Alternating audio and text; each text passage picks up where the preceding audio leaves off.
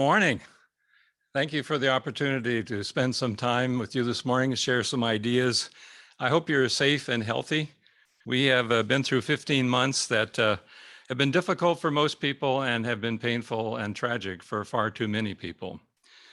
While the vaccinations are a big step forward and the economy is slowly beginning to recover, we still have a long way to go.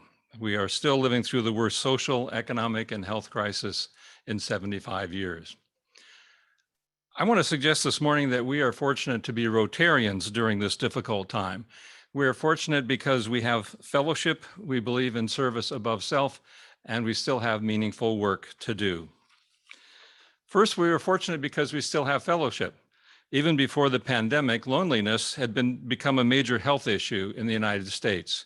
According to research presented in 2017 at the annual convention of the American Psychological Association, loneliness is now seen to pose more of a public health threat than obesity. Loneliness has been associated with heart disease, high blood pressure, stroke, dementia, depression, and anxiety. The simple fact is that we need each other. We humans are best when we are together. Having good relationships with family members, friends, and colleagues has been estimated to significantly lower the risk of mortality and increase healthy life expectancy. During the pandemic, our Rotary clubs have not been able to meet in person, but we have been able to meet on Zoom, so we still see each other's faces and hear each other's voices. It's not the same, it's not as good, but we still have fellowship. We can still talk to each other, laugh with each other, tease each other, share our concerns with each other, and mourn our losses with each other. We may be fortunate to have spouses and friends outside of Rotary, but our Rotary clubs are still special communities. Not everybody has the kind of community that we have in Rotary. Personally, I don't take this for granted. I hope you don't either. The second way that we are fortunate is we still believe in the Rotary motto, service above self. The world has big challenges, and the people who are going to make a difference in responding to those challenges are people who understand the importance of service. I believe that the most effective leadership begins with the motto, service above self. That's why for the past 30 years, I've been passionate about servant leadership. Servant leadership is a field of international research and practice that is available to us Rotarians to help us implement service above self in a way that is proven to be effective. The idea that leaders should serve others is an idea that goes back thousands of years and can be found in a number of traditions, including the Rotary tradition. However, there is a modern servant leadership movement. It was launched in the United States in 1970 by Robert K. Greenleaf, who coined the words servant leader and servant leadership in his classic essay, The Servant as Leader. Greenleaf was born and raised in Indiana and worked for AT&T for 38 years, from 1926 to 1964. During those years, AT&T had more than 1 million employees. It was the largest or one of the largest corporations in the world. Greenleaf did personnel and training work and gradually rose through the ranks to become the director of management research. So it was his job to educate and train the leaders and managers of AT&T to be as effective as possible. Greenleaf noticed that there were leaders who were focused on acquiring power and wealth for themselves, and there were leaders who were focused on serving others, colleagues, and customers. After 38 years of experience, he concluded that the most effective leaders were focused on serving others. Greenleaf said that servant leadership starts with a desire to serve, not the desire to lead. Of course, there are many ways to serve. When a person with the desire to serve sees the opportunity to serve by leading, then that person accepts leadership responsibility and becomes a servant leader. Servant leaders live the service model of leadership. So a servant leader does not ask, how can I get power? How can I make people do things? A servant leader asks, what do people need? How can I help them to get it? What does my organization need to do? How can I help my organization to do it? Thus, rather than embarking upon a quest for personal power, the servant leader embarks upon a quest to identify and meet the needs of others. That's the mission of the servant leader, to identify and meet the needs of others. And that's what Rotarians do. In addition to being Rotary leaders, servant leaders can be political leaders, business leaders, nonprofit leaders, coaches, friends, or neighbors. And servant leaders do most of the things that other leaders do. They articulate a vision, they manage, they communicate, and so forth. What sets servant leaders apart from other leaders is that they are focused on others, not just themselves, and they are motivated to make life better for others, not just themselves. This difference in focus and motivation is what really distinguishes servant leaders, regardless of their titles, roles, or positions. That difference in focus and motivation is easiest to see, I think, in the decisions that people make every day. A power-oriented leader who sits down to make a decision asks a different set of questions than a servant leader. A power-oriented leader will ask questions like this: what decision will enhance my power? What decision will make me look good? What decision will be a great way to get ahead of my chief rival? What decision will improve my relationship with my boss? What decision will position me better for my next promotion? These are all power-oriented questions about the leader who's making the decision. A servant leader asks a different set of questions. A servant leader asks, what are the most important needs that we should be addressing? If we address this need, are we going to harm someone? If harm is likely, can we mitigate it? What decision would be most consistent with the mission, values, and goals of my organization? What decision would best serve our customers, clients, or members? Those are different kinds of questions. They are not about the leader. They are about the organization and the people the organization serves. And this is where the Rotary four-way test fits so perfectly. The questions asked in the four-way test are the questions that servant leaders should ask and do ask. You notice they're not questions about power. They're questions about how we treat other people. Are we truthful with them? Are we being fair to them? Are we building good relationships with them? Are we sharing the benefits? Are we concerned that it's beneficial to all concerned? Those are the right questions for servant leaders. Now, when you ask these different sets of questions, you get different answers, and over time, the power-oriented leader and the servant leader move in different directions. The power-oriented leader moves toward getting the things that she or he wants personally, while a servant leader moves toward getting the things that other people need. That's a big difference. It's the Rotary difference. Greenleaf focused on growing people because it's a triple win. When people grow, they benefit personally and professionally. Their capacity grows, so the capacity of the organization grows. When the capacity of the organization grows, it can do things better or do things it was never able to do before. So individuals benefit, the organization benefits, and those served by the organization benefit. That's why Greenleaf said that the best test of servant leaders is this: do those served grow as persons? Do they, while being served, become healthier, wiser, freer, more autonomous, more likely themselves to become servants? And what is the effect on the least privileged in society? Will they benefit or at least not be further deprived?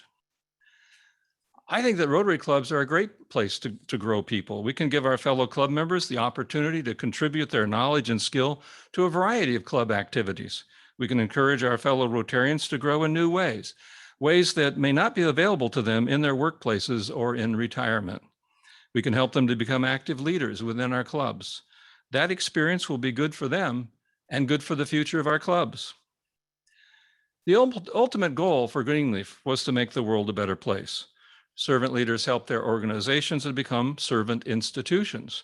Those servant institutions truly serve their employees, customers, business partners, creditors, members, shareholders, communities, and society as a whole. As a result, the quality of our lives improve and the world becomes a better place for everyone. That sounds very Rotarian to me. It's not a surprise to me that the Rotary movement has many, many servant leaders. For centuries, servant leaders have provided anecdotal evidence about the effectiveness of servant leadership. We know that servant leadership principles are being implemented in the public, private, academic, military, and nonprofit sectors, including, of course, many Rotary clubs. Each organization has its own culture and applies servant leadership in its own way. In addition to anecdotal information, however, we have the positive results of empirical research in the workplace. For example, research has shown that servant leaders facilitate effective teamwork. Servant leadership enhances both job performance and commitment to the organization. Servant leaders inspire followers to serve the community in which the organization is located. Research has revealed that employees of servant leaders are more helping and creative than those working with leaders who scored lower on servant leadership. Servant leadership has been shown to be positively related to employee job satisfaction. Servant leadership has also been shown to provide strong financial results for for-profit corporations. So anecdotal evidence and empirical evidence make it clear that servant leadership works.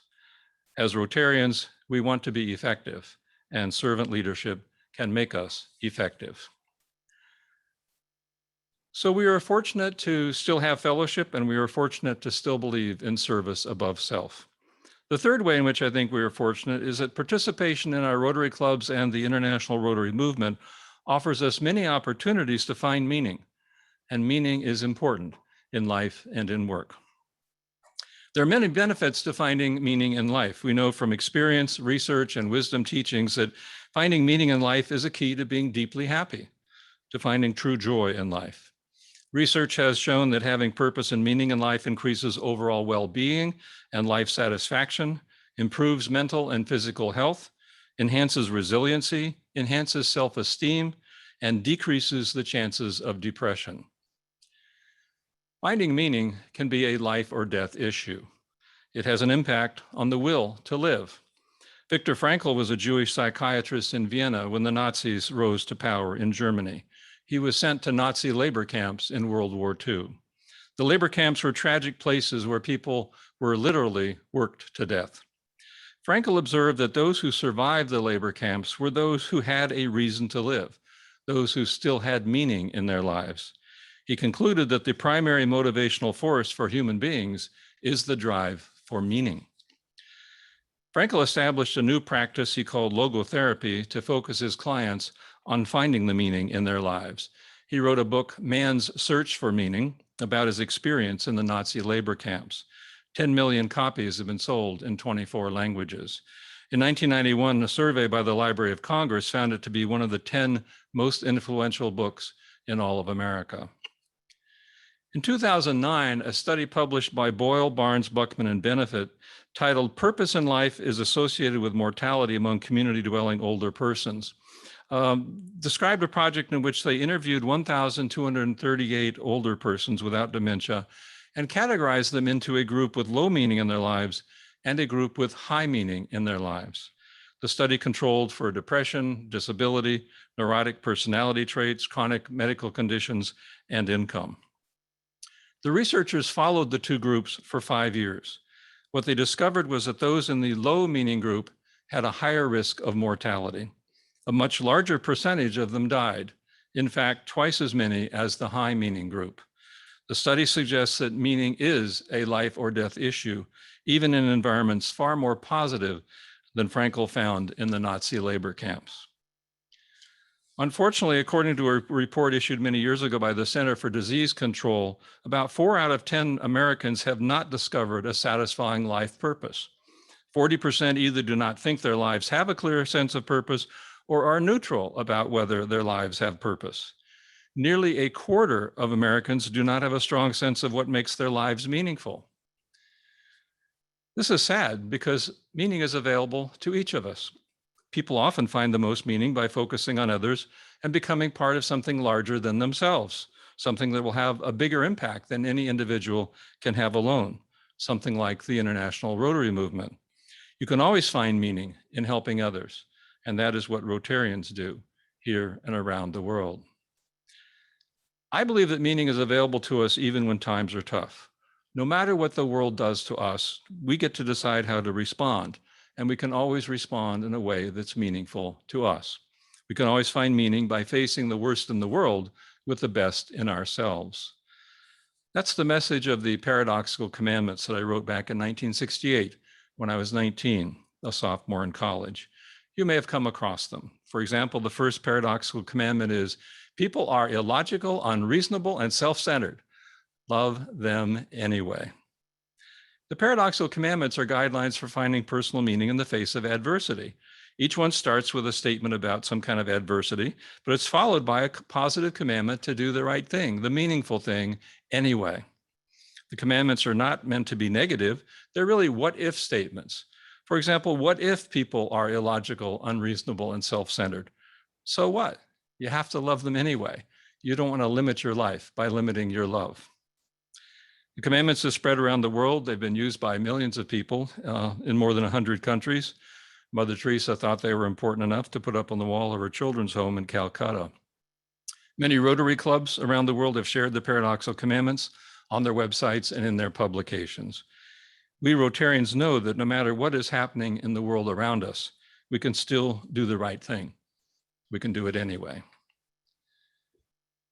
Some of us Rotarians have full-time jobs, some are looking for jobs, some are retired, and some of us are retired and working harder than when we were not retired.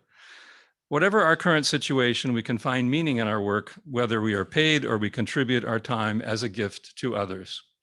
When we work, we help people to get what they need. That means that we make a difference in their lives. We improve the quality of their lives and may even save their lives. That gives meaning to our lives. Robert Greenleaf saw the importance of finding meaning at work. He said, the work exists for the person as much as the person exists for the work. Put another way, the business exists as much to provide meaningful work to the person as it exists to provide a product or service to the customer.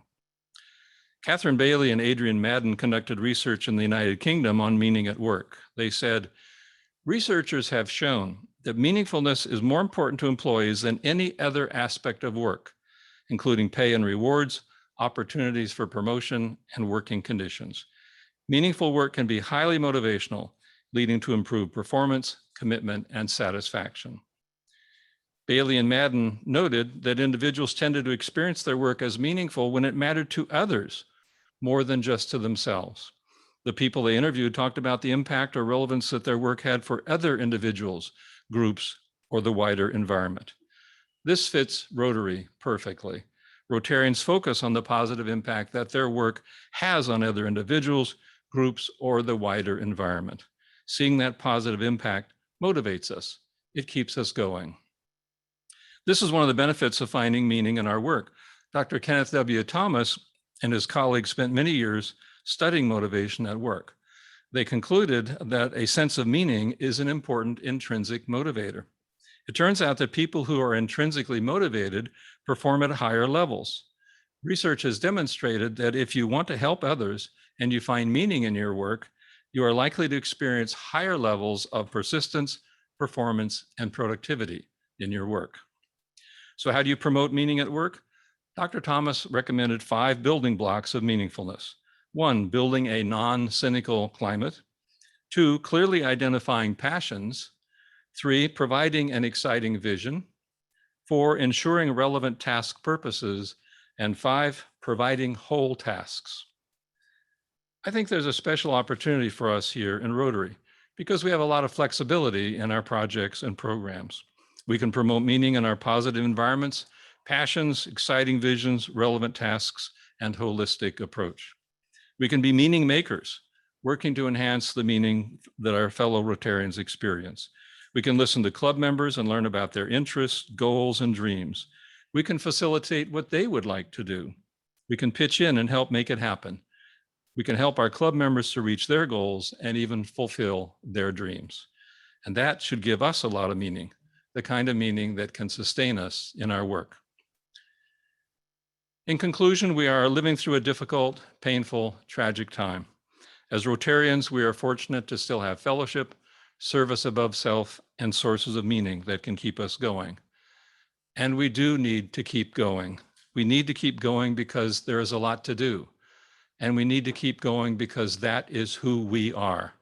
No matter what the situation happens to be, we Rotarians are people who know how to do what needs to be done. And we do it anyway. Thank you.